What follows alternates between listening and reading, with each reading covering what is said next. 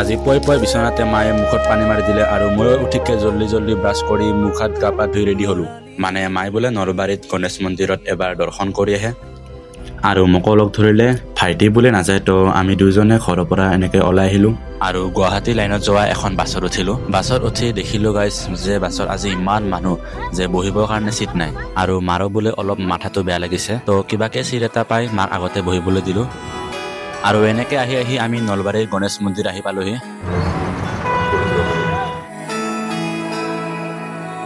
আৰু ইয়াত পুৰা চাকি তাকিৰ পুৰা বহুত কেইখন দোকান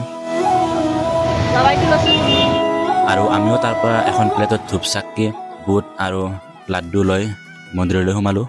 আৰু ইয়াতো মানুহবিলাক চাকি জ্বলাবৰ কাৰণে লাইন পাতি আছে।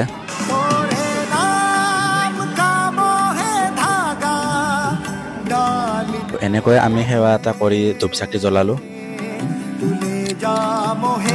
আৰু এনেকৈ আমি মন্দিৰৰ চাৰিওপাশে ঘূৰি বাহিৰলৈ ওলাই আহিলোঁ।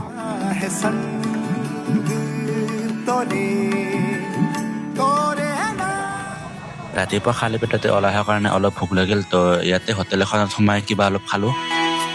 এনেকৈ খোৱা লোৱা হোৱাৰ পিছত আমি পুনৰ ঘৰলৈ বুলি ৰাওনা হ'লোঁ। আৰু এইটো মোৰ প্ৰথমতে মিনি ব্লগ হয়, তো অলপ নাৰ্ভাছো হৈ আছোঁ। বাকী আপোনালোকে ভিডিঅ'টো চাই কেনে পালে জনাব আৰু like comment subscribe and follow' কৰি দিব। জয় জুবিন দা।